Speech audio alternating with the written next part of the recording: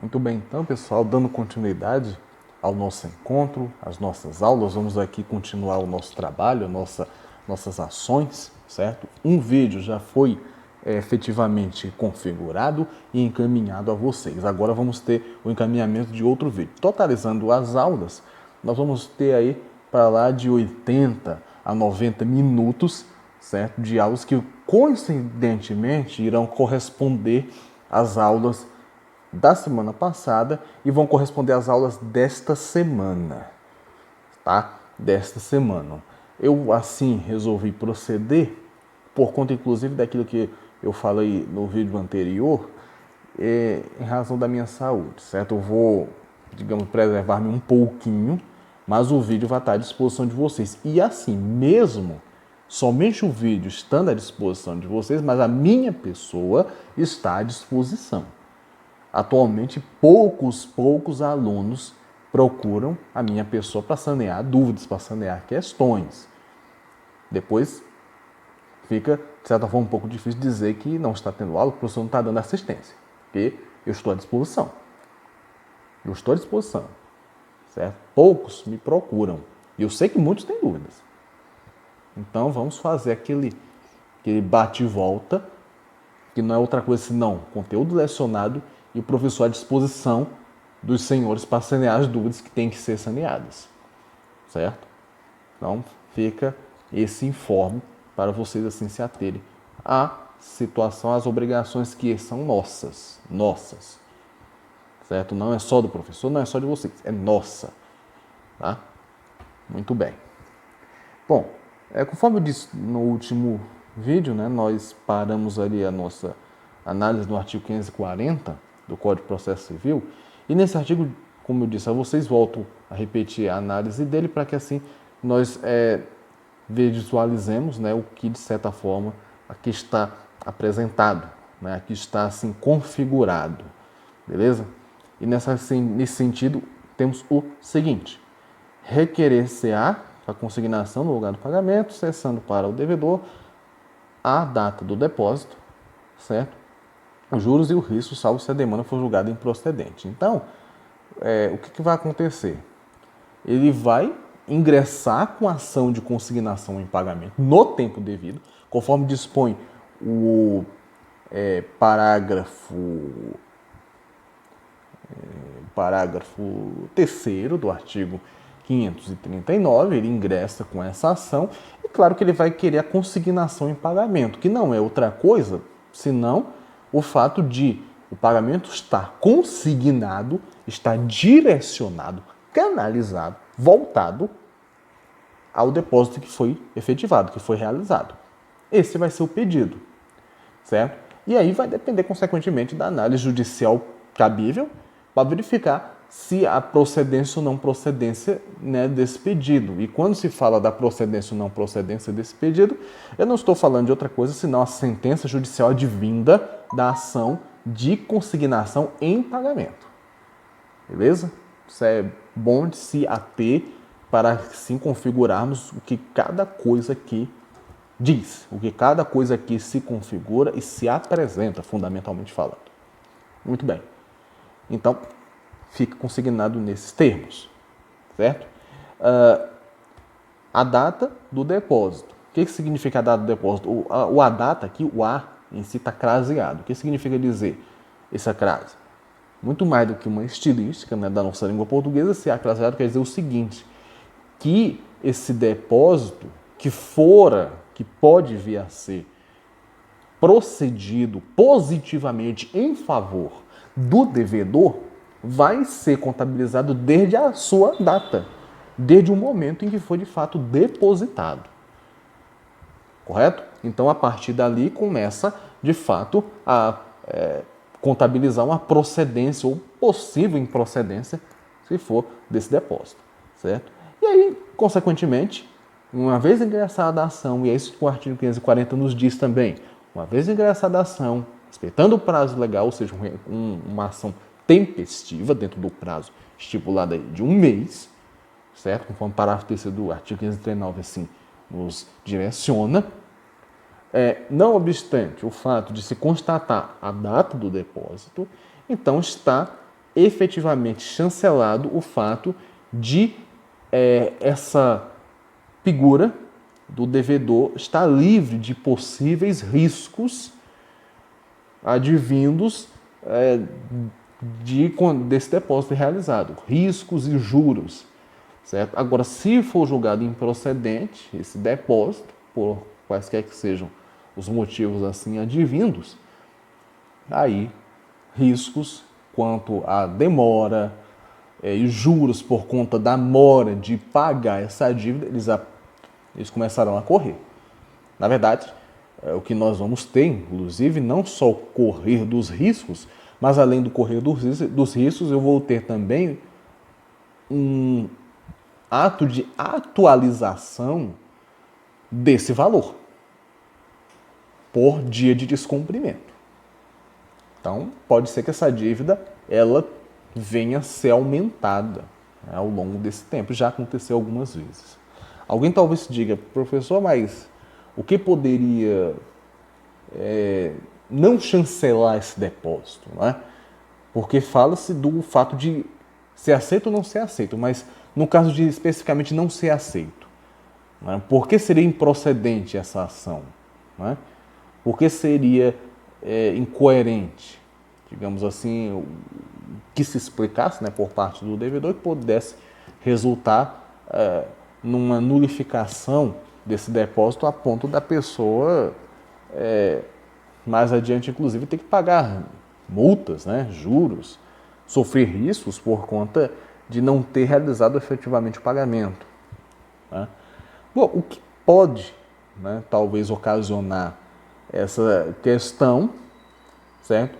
Sem dúvida alguma, o fato de a pessoa, por exemplo, dizer que não tem condições de pagar o ato de dever na sua íntegra, certo? E ele não ter sido tão claro na hora de fazer esse depósito. Ele fez o depósito dizendo que, não, fiz aquele depósito porque é o que eu posso pagar. Eu não posso pagar mais do que aquilo, né? Pode-se, talvez, um juiz que seja razoável pode tranquilamente chegar perante o credor e perguntar se de fato ele aceita aquilo como pagamento, né? Mas, por outro lado, eu posso ter magistrados que vão dizer, não, mas o senhor está devendo isso tudo, né? O senhor está devendo tudo isso. Não temos aqui alternativas do senhor, já que o senhor conseguiu pagar uma parte dessa dívida, de, por exemplo, o restante da dívida ser parcelado para melhor facilitar a sua vida, alguma coisa do tipo. Isso é proposto, né? Isso chega a ser proposto. Na verdade, quase imposto, né, a figura do devedor para que ele concorde, para que ele aceite. E se por acaso isso não for concordado, nada feito, nada realizado, nada configurado, certo? Ou se porventura houver alguma dúvida aí quanto à origem, né, desses valores, desse pagamento, certo? De não estar tão claro de onde originou-se o dinheiro para pagar parte daquela dívida ou a dívida como um todo. São situações dessas que podem, assim, vincular essa questão de dar-se por improcedente essa ação. Uma outra coisa que pode dar-se por improcedente na ação e isso acarretar em riscos e juros para a dívida que o devedor está direcionando, né, enquanto obrigação, a figura do credor. O fato dele ter ingressado com a ação fora do prazo, isso também, certo? Demonstra, consequentemente, uma falta, né, de interesse de agir em causa própria, tá? Então, nesse caso, certo? Isso pode ser julgado improcedente justamente por uma questão de tempestividade processual, certo? Isso tudo vai ser, consequentemente, avaliado e balizado, e a depender do que se apresenta, podemos ter, sem dúvida alguma, algo nesse sentido, de uma improcedência por conta de questões dessa natureza, tá? Então, para deixarmos assim bem claro nesse sentido. Muito bem. Artigo 541. Muito interessante o artigo 541, porque veja só, tratando de prestações sucessivas, ou seja, uma dívida parcelada, né, em várias vezes, em uma dada quantidade de vezes, consignada uma delas, consignei uma delas, ou seja, na condição de devedor, consegui colocar em depósito uma dessas dívidas. Pode o devedor continuar a depositar no mesmo processo e sem maiores formalidades as que se forem vencendo, desde que o faça em até 5 dias, contados da data do respectivo vencimento. Certo? Bom, primeira coisa, dívida, um parcelamento. Né? Vamos ter aqui um parcelamento, uma dívida que foi parcelada. Está parcelada aí em 5 meses, por exemplo. Né? 5 meses. É claro que o código aqui ele é, digamos, até um pouco rígido. Eu posso ver aqui uma certa rigidez nele, porque no exemplo que eu vou dar para vocês seria 5 meses. Mas olha o que ele diz. Você tem prestações sucessivas, consignou-se uma delas. Quando se consigna uma dessas dívidas, certo? Na qual você cria um depósito, consequentemente, para aquela dívida, o que vai acontecer? Pode-se continuar depositando todas as outras no mesmo processo, na mesma demanda, né? Sem maiores formalidades, ou seja, só deposita as que forem vencendo, desde que façam até 5 dias contados da data do respectivo vencimento. Então é aquela coisa, 5 meses, 5 meses. E aqui é uma situação bem interessante, porque veja só, até o presente momento eu falei para vocês de algumas ponderações nas quais eu não tinha ação processual. Quando eu tenho ação processual já vinculada, o que nós vimos primeiramente? Ingressar com ação durante um mês, né? Dentro de um mês, a contada recusa, ou, consequentemente, questão, né, trazida pelo credor, isso é um fato. Então você faz isso, você realiza isso. Beleza? Muito bem. E, nesse caso, certo? Se de fato o processo se desenrolar, e aí foi vinculado ao término do processo, acordado, certo? Ou até mesmo durante a fase de conciliação, foi definido um parcelamento dessa dívida. A dívida foi parcelada 5 vezes aí durante 5 meses. E uma dessas dívidas foi consignada. Vê-se que, inclusive, tem um encaminhamento de facilidade. Se você consignar uma delas, no mesmo processo você atualiza a consignação das outras. Você faz o depósito no mesmo processo. Não precisa criar um processo diferenciado. Né? E o pagamento das demais dívidas tem que ser feito 5 dias, certo? Contados da data de cada vencimento. Certo? O que isso quer dizer? De forma bem técnica. Bom, 5 meses. A do mês de maio foi consignada. Muito bem, então, os próximos 4 meses que houver o depósito, eu vou depositando no mesmo processo. Agora tem uma coisa. Foi estabelecido como vencimento de cada uma dessas parcelas o prazo de se pagá-las até o dia 15 de cada mês. Beleza? Até o dia 15 de cada mês. Muito bem. Então, agora em junho, ante essa nossa dívida, uma foi consignada. Ele vai fazer um depósito. Até o 15 de junho, ele tem que fazer, porque 15 de junho vence. Agora, mesmo se ele não depositar em até 15 de junho, olha que isso é muito importante. Mesmo se ele não depositar até o 15 de junho, que é a data do vencimento da dívida, o que vai acontecer? Ainda tem mais 5 dias, que é um prazo de respiro, para efetuar esse pagamento sem maiores riscos, sem maiores problemas, sem maiores tormentos. Porque é isso que fala aqui nessa parte final. Desde que o faça em 5 dias contado do respectivo vencimento. Certo? Quando se parcela, quando se tem obrigações sucessivas, assim, nesses termos, você vai ter um prazo para cada uma delas ser pago. E vai ser um prazo padrão. A primeira até o dia 15, a segunda até o dia 15, a terceira até o dia 15. Só que aí veja só que interessante. Se eu contabilizar uma dessas parcelas consignadas, uma delas apenas, as outras 4 eu terei que cumprir consequentemente até o dia do vencimento de cada uma delas, mas como já tem uma consignada, isso dá um suporte, isso dá um amparo para que você faça os demais pagamentos, outros 4 pagamentos, não só até o vencimento, mas depois do vencimento você tem até mais 5 dias para realizar o pagamento. Tudo isso por conta da consignação, que lhe foi assim apresentada, que foi realizada. Certo? É uma vantagem boa. Né? Você tem ao todo 20 dias, os 15 dias datados para a realização do pagamento, mais 5 dias por conta da consignação que foi assim apresentada. Frise isso no detalhe por conta da consignação realizada em uma das parcelas, ou seja, a primeira. Isso traz esse benefício de mais 5 dias ao término do vencimento de cada parcela para você, então, realizar o pagamento, fechar o pagamento. Tá? É um detalhe importante, certo? Para se fazer jus a possíveis petições, se for o caso. Tá? Que você pode tranquilamente aqui até suscitar, mesmo até no âmbito do juízo especial civil. Olha, o meu cliente consignou uma das parcelas, ela foi paga.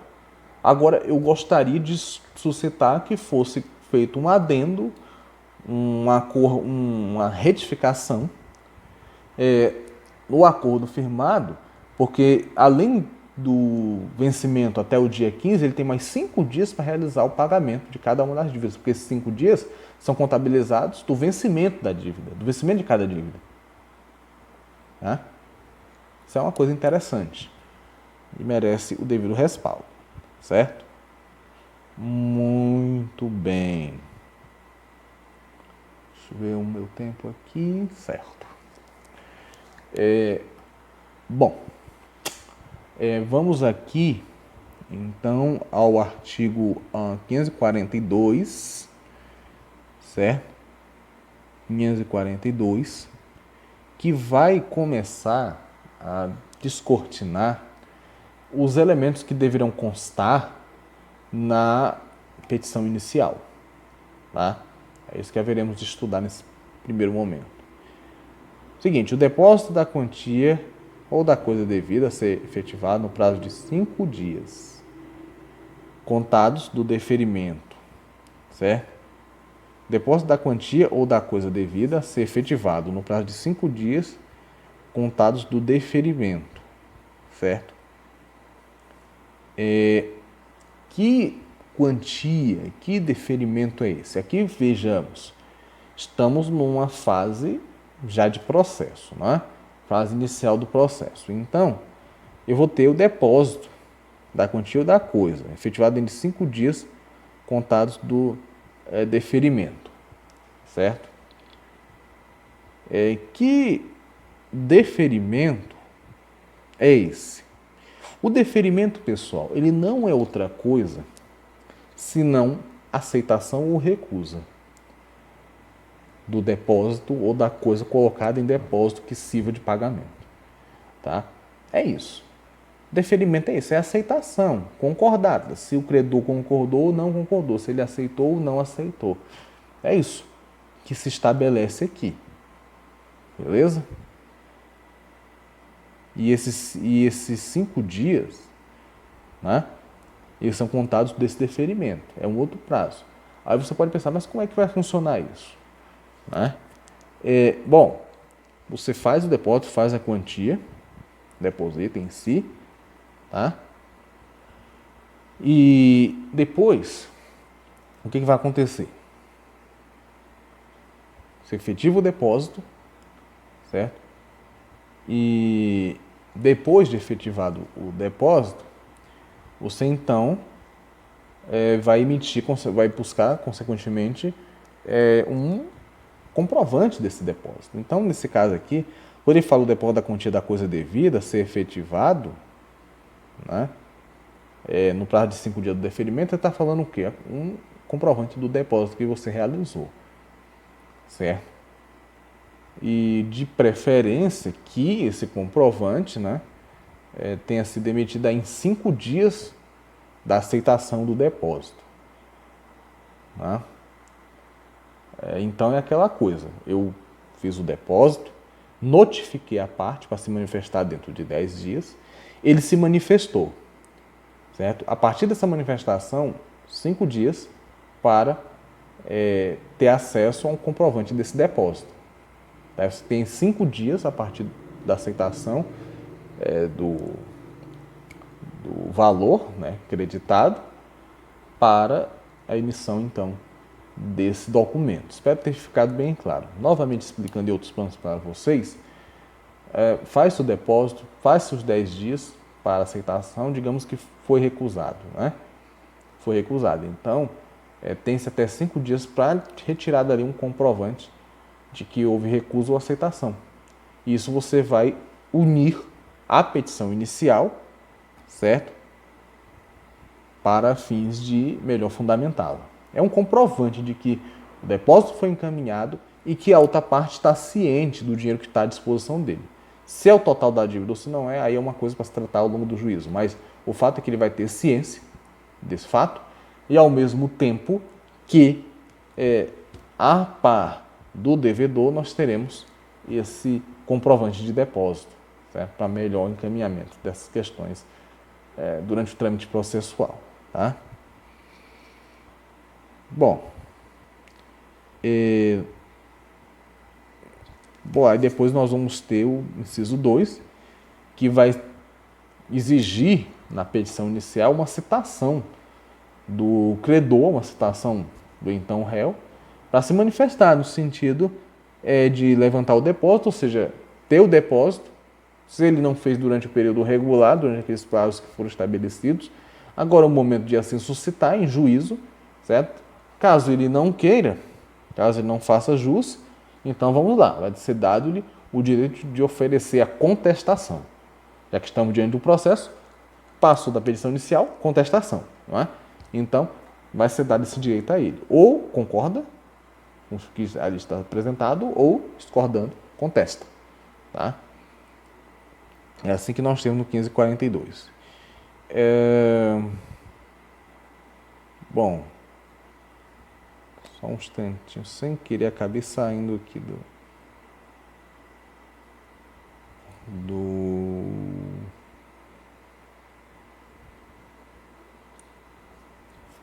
do trâmite regulamentar, né, que eu estava aqui a destrinchar com vocês.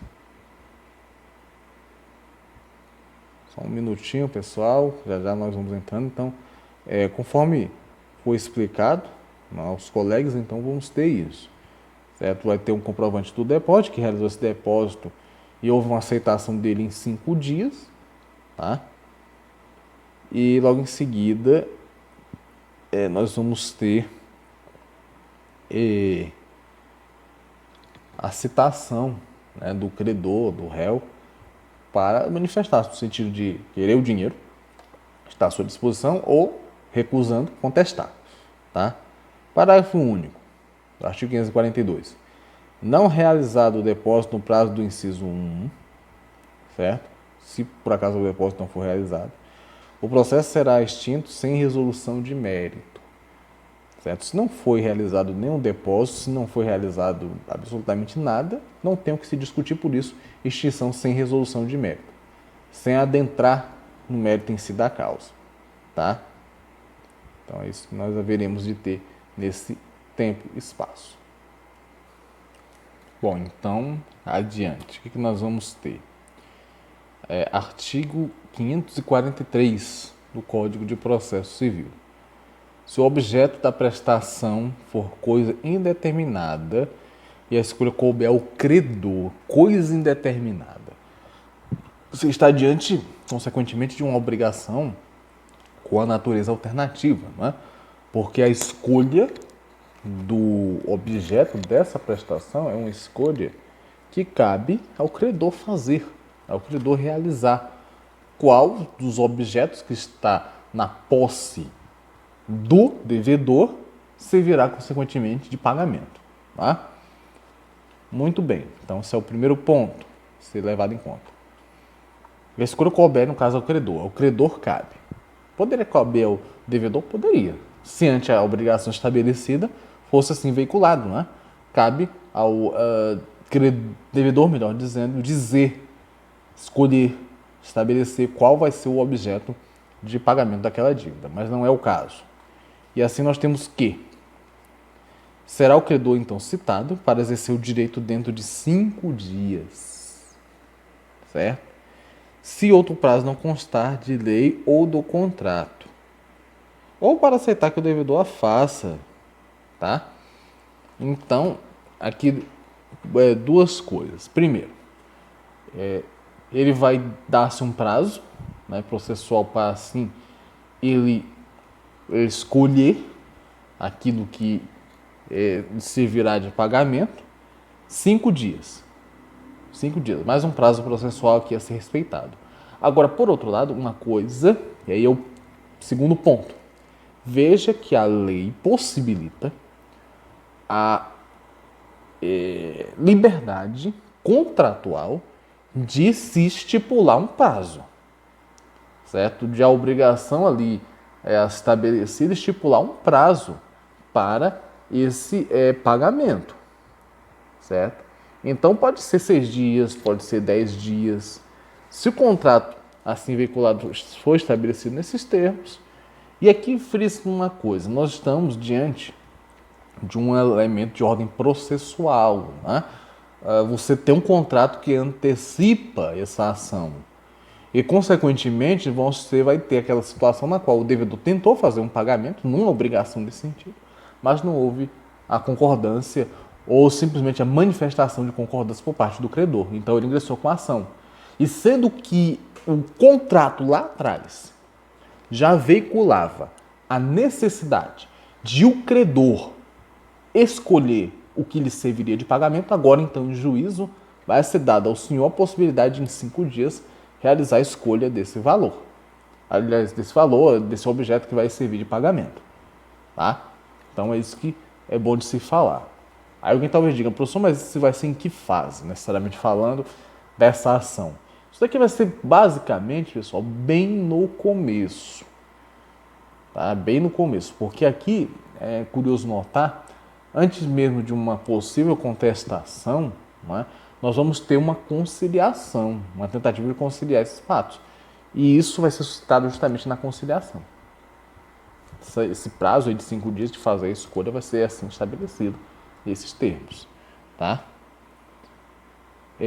Devendo para aceitar que o devedor faça. Ou pode ser assim suscitado, né, de o credor dizer, olha, eu não realizei a escolha porque eu creio que isso seja algo também de interesse do devedor. Então, se ele achar por bem, que ele escolha. Aí o que vai acontecer? O que o devedor faz? Devendo o juiz, ao despachar a petição inicial, fixar lugar, dia e hora em que se fará a entrega sob pena de depósito. Tá? Então, o que vai acontecer? Né? Despachar inicial.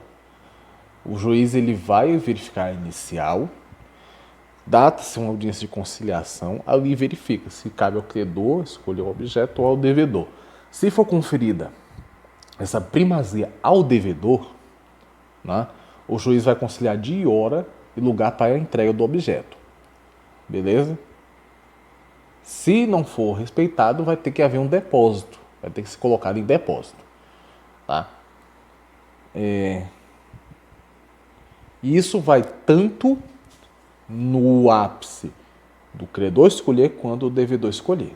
Se o credor escolher dia e hora para que o devedor entregue o objeto, senão depósito. Coloca esse objeto ou essa quantia em depósito. Do mesmo jeito o devedor. Escolheu o devedor. Muito bem, dia e hora para você entregar isso para o credor. Se não entregar, depósito. Certo? É isso que nós temos no artigo 543 do Código de Processo Civil. Agora o 544, atenção a ele, porque nós vamos ter, meu povo, agora os requisitos que constarão na contestação desta ação.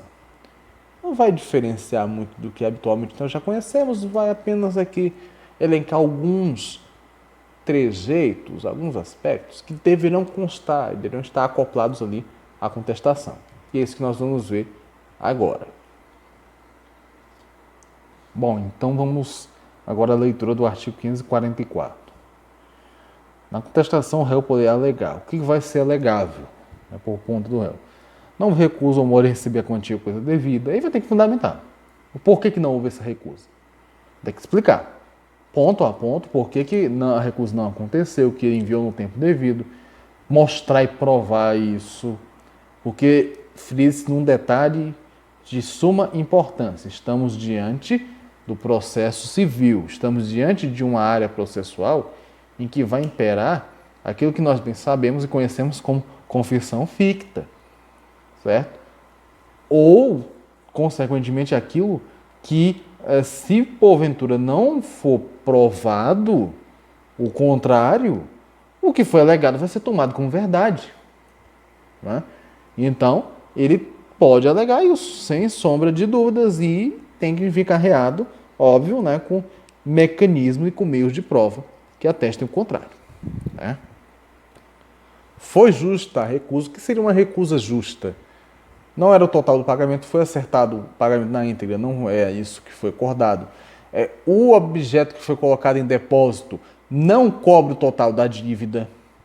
E, aliás, não foi inclusive isso que foi acordado na obrigação, porque em momento algum foi dito que a quantia em dinheiro seria substituída por uma coisa, por um objeto. Por mais que esse objeto valha aquela quantia, mas não foi acordado. Então, não houve cumprimento do que foi determinado no contrato, na obrigação. Certo? E é justo ofertar, então, essa reclamação e recusar essa forma de pagamento. Né? Ou o pagamento saiu pela metade e por aí segue. Ou não houve pagamento. Porque ele deixou de disposição uma quantia em dinheiro, mas que tão logo eu cheguei para apreendê-la, para levantar aquele valor já tinha sido levantado por um terceiro, para saneamento de uma dívida que ele tinha com outra pessoa e não era comigo. Né? Tudo isso são elementares que podem assim ser arguídas. O depósito não se efetuou no prazo ou no lugar do pagamento. Houve uma intempestividade. Né? No prazo estabelecido aí de 5 dias, conforme o artigo 543 assim afirmava, né?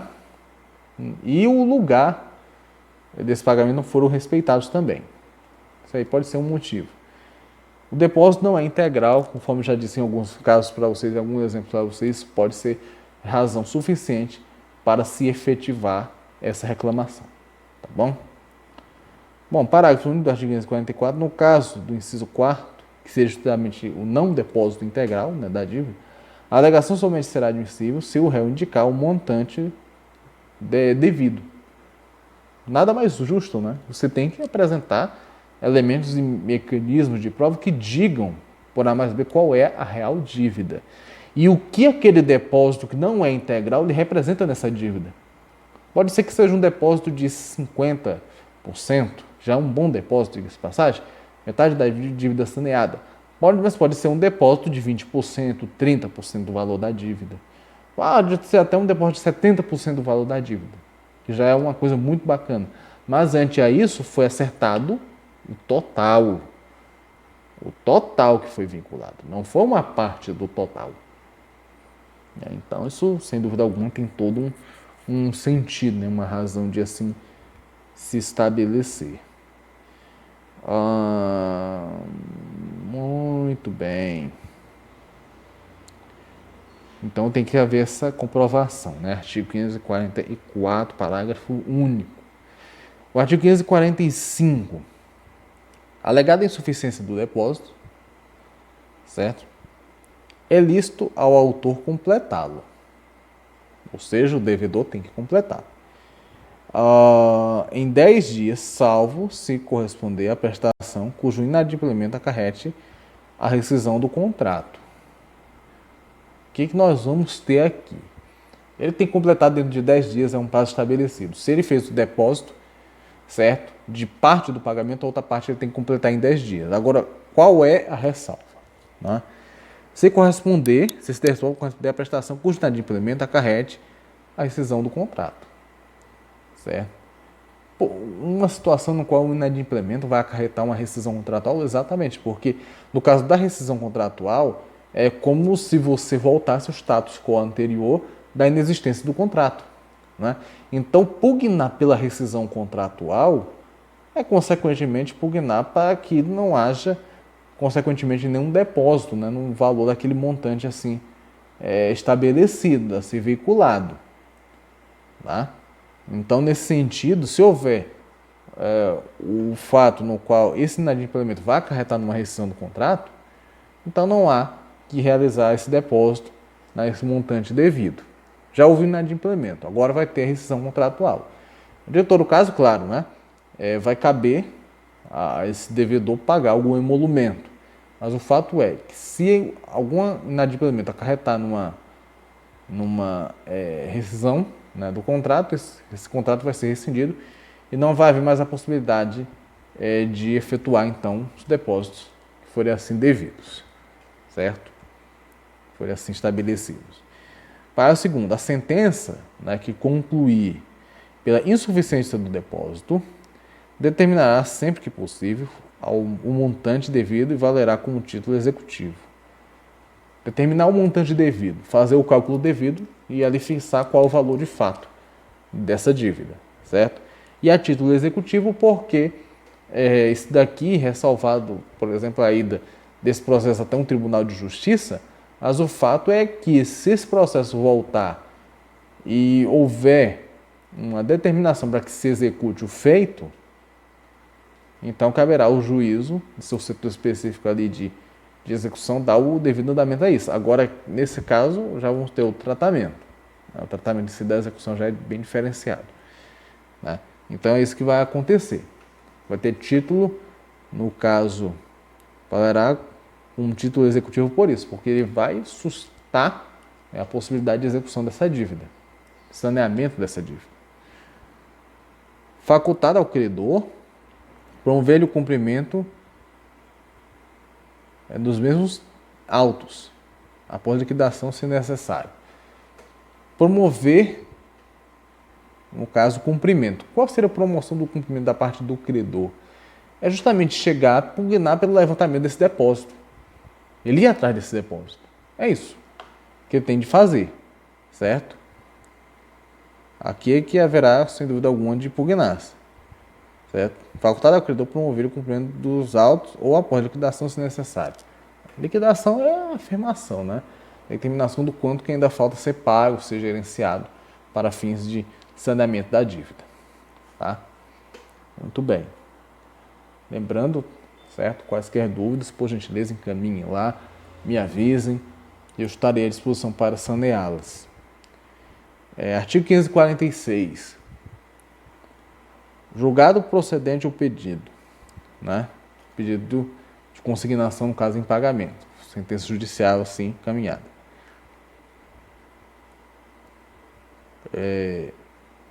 O juiz declarará extinta a obrigação, condenará o réu ao pagamento de custos e honorários advocatícios. Isso se a consignação for concordada, né, pelo magistrado. O réu aqui, no caso, é o credor, e ele pagará, então, custos de honorários advocatícios. É o ônus a ele incumbido por conta, né, de descumprimentos. Tá bom? Parágrafo único. Proceder-se-á do mesmo modo se o credor receber e der quitação. Certo? Então, se ele receber isso antes da sentença e der como quit, como quitado, certo? Então, ele vai pagar os custos honorários de advocatício mesmo assim, certo? Uma ideia até curiosa, né? Mesmo com a quitação, mas ele vai continuar vinculado à obrigação que assim lhe foi apresentável. Artigo 547. Se ocorrer dúvida sobre quem deva legitimamente receber o pagamento, o autor requererá o depósito da citação dos possíveis titulares do crédito para provar o seu direito. Quantos forem esses titulares? A ideia é, se ocorrer dúvida, quem deve receber esse pagamento, certo? O autor, consequentemente, que é o devedor, ele vai ter que ir atrás de pessoas que estejam aptas a receber esse valor, certo? Pessoas que estejam aptas a levantar e suspender essa quantia que foi colocada em depósito, tá? Então, essa é a nomenclatura que nós temos aqui. Bom, aí os dois últimos artigos a serem tratados aqui, o artigo 548 e o artigo 549, certo? Para fecharmos essa parte aqui concernente à consignação em pagamento. O que diz o artigo 548? Na verdade, ele vai trazer uma regulamentação com o artigo 547, que fala da dúvida quanto quem possa receber esse depósito. Ele diz o seguinte: não comparecendo pretendente algum converter ao depósito em arrecadação de coisas vagas, certo? Se ninguém comparecer, ele fica ali num setor específico, né, no próprio Tribunal de Justiça, como um receptáculo, né, de coisas que não tem nenhum tipo de dono, né, nenhum tipo de proprietário. Ninguém se interessa necessariamente por aquilo. Bom, comparecendo apenas um, o juiz decidirá de plano, ou seja, foi dado o prazo.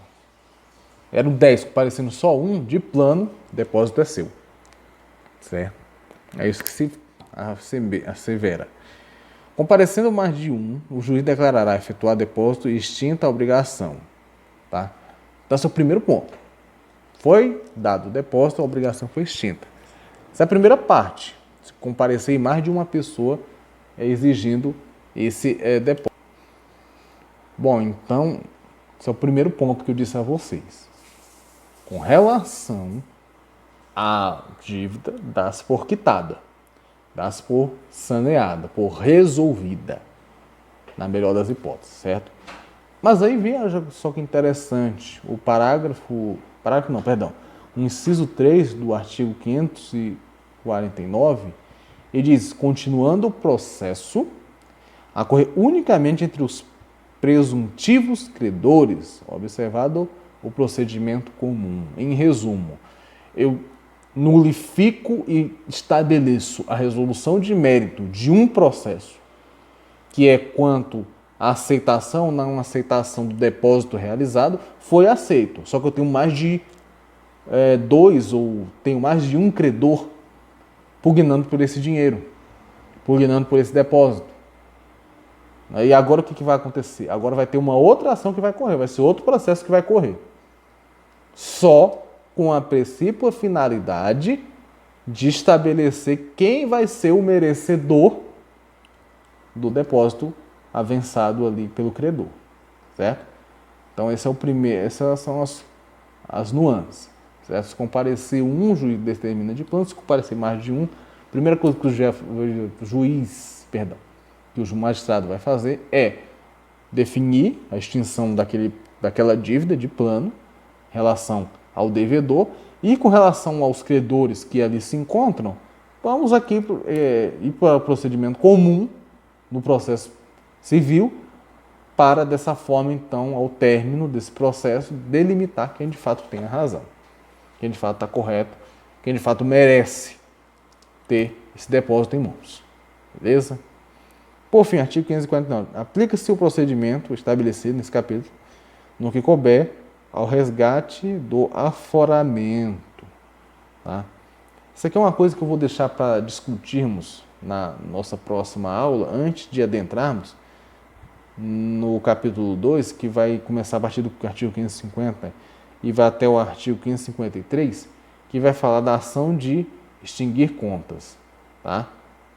Antes desse intento, nós haveremos de estudar o que vem a ser esse resgate do aforamento, para assim clarearmos mais as ideias quanto a essa consignação. Gostaram do vídeo? Espero que tenha sido satisfatório. Quaisquer dúvidas, estou à disposição. Por gentileza, questionem, perguntem, porque isso nos engrandece. Pode ter certeza disso, tá? Então, um abraço a todos, uma excelente semana, saúde. Vou cuidar aqui da minha saúde da melhor forma possível, porque está difícil realmente. E assim, então, que Deus nos abençoe grandemente, tá? Um abraço a todos e uma excelente semana. Até mais.